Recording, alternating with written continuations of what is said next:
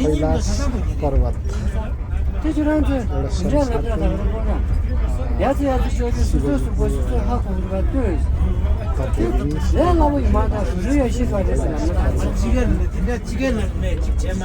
पचासी किलोमिटर लगभग 100 किलोमिटर उत्तर कैलाश पर्वतबाट पनि उत्तर तीर्थपुरी भन्ने ठाउँ जुन सतलज शाक्यमुनि बुद्धदेखि लिएर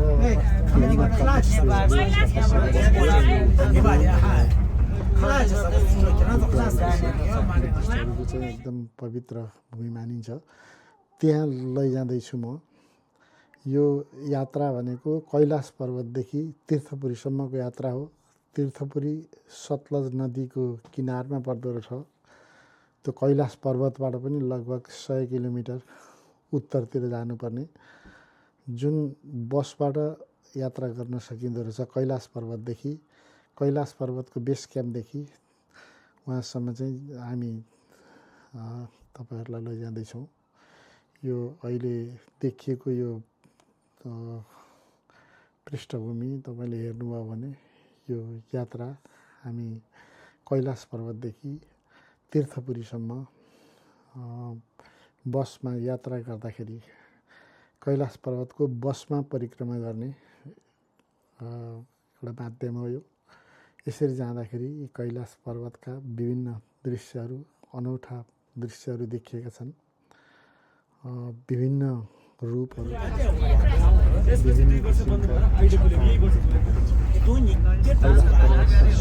चारै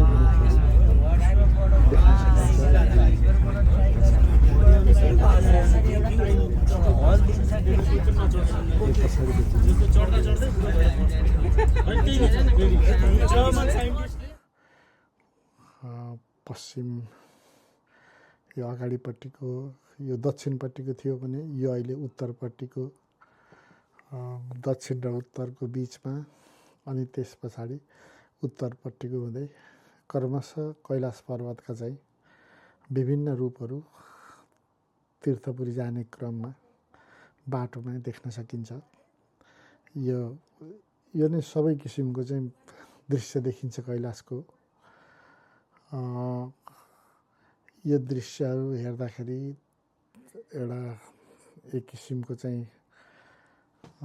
आनन्द, मानसिक आनन्द प्राप्त हुन्छ भने अर्कोतिर यो ठाउँ चाहिँ अलिकति पृथ्वीको गर्भमा रहेका पुरातात्विक चिजहरू, युरेनियम, प्लाटिनियम जस्ता चाहिँ एकदम बहुमूल्य चिजहरू रहेको, तिनीहरूको चुम्बकीय शक्तिले गर्दा पनि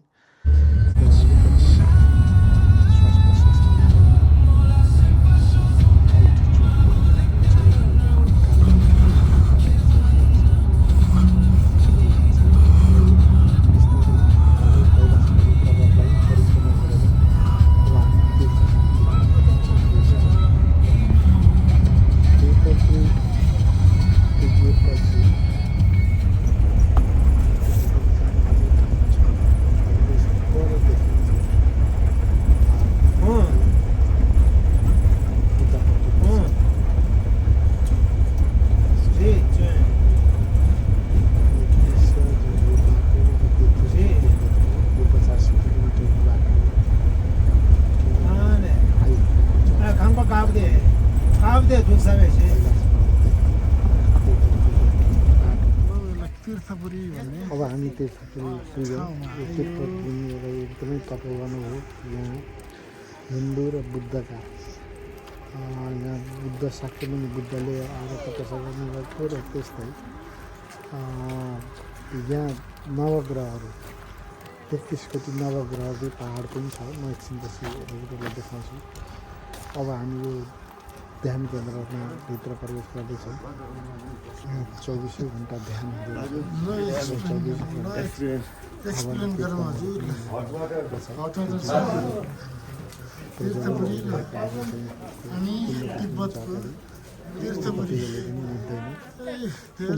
पहाडमा हामी पछि देखाउँछौँ।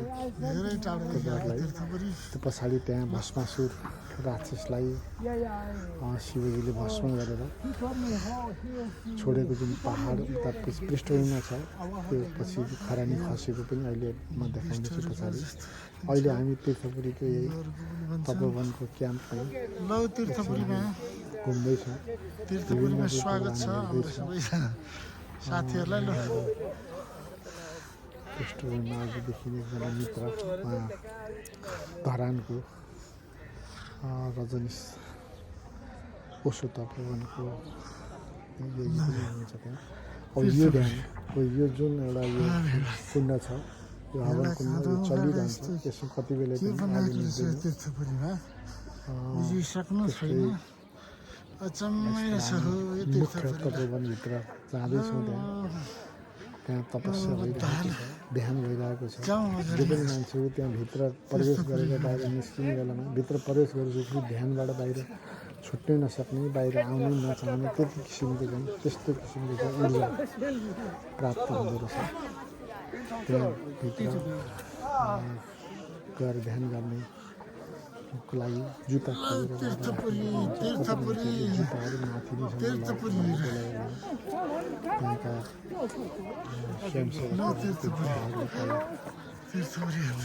सार्ने काम गर्नुहुँदो रहेछ। तर त्यहाँभित्र सबै एक किसिमले ध्यान गर्ने छुट्टै वातावरण माहौल रहेछ। अब यो बाहेकका पहाडहरू त हरेक अनौठा कुराहरू छन्। अघि भने जस्तै भस्मासुरको ठाउँमा फसिरहेको छ, 33 कोटी देवताहरू छ। पछि त्यो दृश्य देख्न सक्नुहुन्छ पछाडि। अनि 33 कोटी देवताहरूको चाहिँ पहाड छुट्टै छ। सतलज नदीको किनार भइहाल्यो। त्यस्तै फेरि त्यहाँबाट चाहिँ एउटा तातो पानी त्यो ज्वालामुखीबाट निस्किएको तातो पानी त्यसले चाहिँ स्नान गर्ने कुराहरू पनि छन्। सबै कामहरू हामी गर्छौँ। अहिले कहिलेकाहीँ यसरी जुत्ताहरू चाहिँ माथिसम्म लानु नहुने, त्यो माथि राखेका हुनाले त्यो जुत्ताहरूलाई हटाएर तल राख्ने काम गर्दै हुन्छ स्वयंसेवकहरूले। यसभित्रको यस्तो ध्यान भयो। अब यो अगाडि माथि देखिएको यो भस्मासुरलाई वध गरेको ठाउँ र 33 कोटी देवताहरूले लहरै माथि डाँडोमा बसिराख्नु भएको छ। त्यसको भिउ देख्न सकिन्छ। अझै विभिन्न ठाउँबाट म पछि पनि फेरि देखाउनेछु। अहिले देखिएको भिउ चाहिँ अब यतापट्टि अरू पनि देवदेवहरू थुप्रै उयोहरू छन्, गुम्बाहरू छन्। पारिपट्टिको दृश्य त्यो अर्को पहाड हो। त्यो विभिन्न पहाडका हरेक ठाउँमा यहाँ नवग्रहहरूको चाहिँ 33 कोटी देवताहरूको चाहिँ विभिन्न आकृतिहरू चाहिँ देखा पर्छन्। यो तीर्थपुरी र उतापट्टि त्यो पहाडको बिचमा फेरि तल सतलज नदी छ। त्यो सतलज नदीको चाहिँ मुहान हो, लगभग मुहान हो। त्यो म पछि फेरि यहाँ यो भिडियो अन्त्यतिर तपाईँले देख्न सक्नुहुनेछ। अहिले हामी बिस्तारै जाँदैछौँ। अब अर्कोमा चाहिँ हामी अब यो राम्रोसँग यो जुन तीर्थपुरीको जुन क्याम्प छ त्यो क्याम्पका चाहिँ विभिन्न पर्खालहरू यो अब अनि त्यसपछि यो मणिपर्ने जुन उयोहरू छन्, तिब्बतको तीर्थपुरी भन्ने ठाउँ घन्टीहरू तिनलाई घुमाउने कामहरू गर्ने लगभग थुप्रै यता स्वयंनाथको जस्तै घन्टीहरू पनि छन्। तिनलाई चाहिँ मान्छेहरूले घुमाएर परिक्रमा गर्दछन्। हेर्दैछौँ तीर्थपुरी सबै चाहिँ विभिन्न यो शाक्यमुनि बुद्धाय नमः। यसको चाहिँ तीर्थपुरीलाई यो यस्तो उसले चाहिँ घेरिएको छ।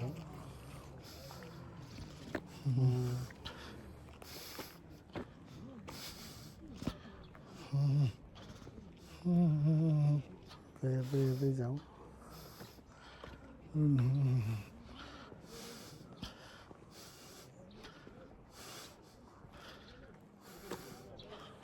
धेरै नै छ। ठुलो जमिनमा, ठुलो एकरको जमिनमा चाहिँ फैलिएको छ।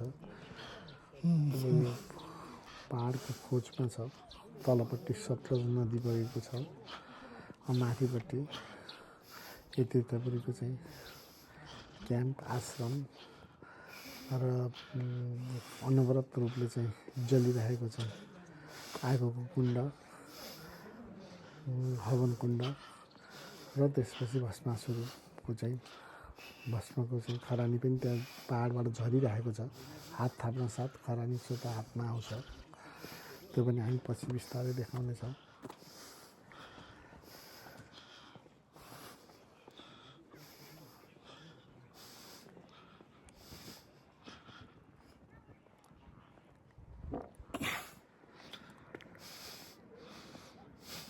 माथिपट्टिको जुन देखियो माथिपट्टिको भागमा त्यहाँ मान्छेहरू बस्ने आश्रयस्थलहरू पनि छन् माथिपट्टि तर मुख्य रूपमा चाहिँ अब यो पहाडमा जुन माथि माथि देखिएको छ त्यहाँ पनि यो जुन आकृतिहरू देखिएको छ त्यो चाहिँ अब यो चाहिँ 33 कोटी देवताहरूको चाहिँ आकृति हो मान्छेबाट निर्मित नभएर स्वतः प्रकृतिले नै बनाएको यो 33 कोटी देवताको आकृति यो चाहिँ अनौठो छ यसैको तलपट्टि त्यहाँ भस्मासुरलाई वध गरेर भस्मासुरको खरानी निस्किरहेको छ त्यसपछि भस्मासुरलाई वध गरिसकेपछि त्यहाँ माथि पहाडमा 33 कोटी देवताहरूले चाहिँ शान्तसँग बस्ने गरेको भन्ने बुझिन्छ ऊ सतलज नदी पछाडि पृष्ठभूमिमा देखिएको जुन नदी छ त्यो सतलज नदी हो त्यो सतलज नदी भनेको यसको इतिहास छ नेपाल तिब्बतसँग जोडिएको धेरै कुराहरू छ यसमा कयौँ नेपालका पुर्खाहरूले त्यति बेलाका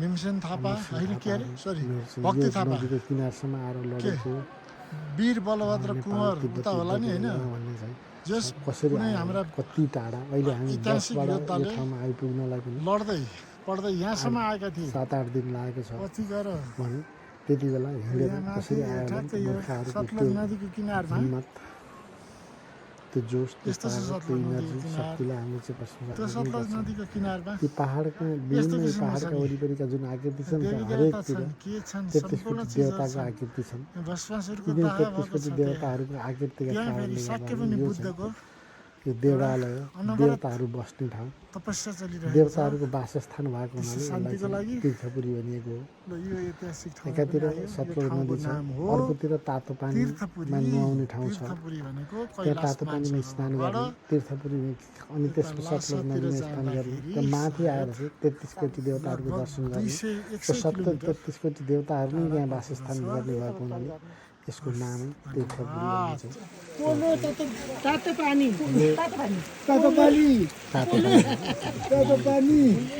जलभूमिबाट निस्किएको तातो पानी छ यहाँ गएर जलभूमिबाट पानी निस्केको छ त्यसपछि यो तातो पानी हामीले तातो पानी स्नान गर्ने तातो पानी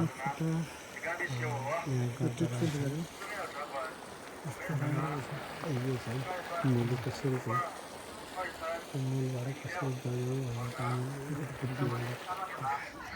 तीर्थपुरी त्यसपछि बजार पनि छ त्यो बजारमा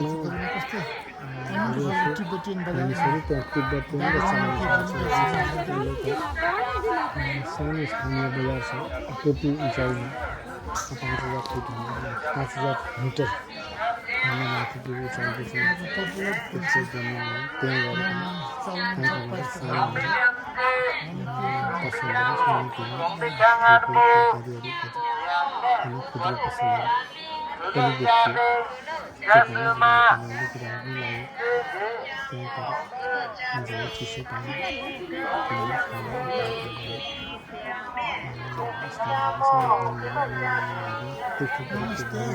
दर्शनको साथ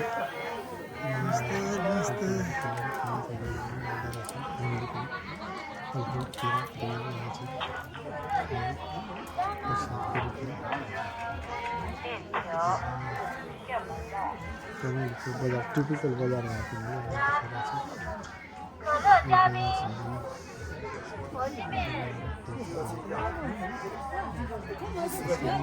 सानोमा त्यहाँ बुद्धिस्ट जैनहरू चाहिँ अर्कै ठाउँमा जानु हुँदो रहेछ हिन्दू र बुद्ध हामी। अब यहाँ देखिएको जुन दृश्य छ यो चाहिँ कैलाश पर्वतका विभिन्न रूप, यो अनौठो चाहिँ रूप, यस्तो रूप चाहिँ यो तीर्थपुरीतिर नआइकन देखिँदैन। स्वयं कैलाश पर्वत को चाहिँ पाउमा जाँदा एउटा मात्रै रूप देखिन्छ। हामी जहाँ कैलाश पर्वतको दर्शन गर्न कैलाशको पाउमा जान्छौँ यमदारको उतापट्टि, त्यसको तल भागीरथी नदीबाट छ। भागीरथी नदी हामी अर्को भिडियोमा देखाउँला। त्यो भागीरथी नदीबाट कैलाश पर्वत हेर्दा पनि एउटा मात्रै रूप देखिन्छ। यसरी विभिन्न रूपहरू चाहिँ देखिएको यो दृश्य चाहिँ हो र धन्यवाद।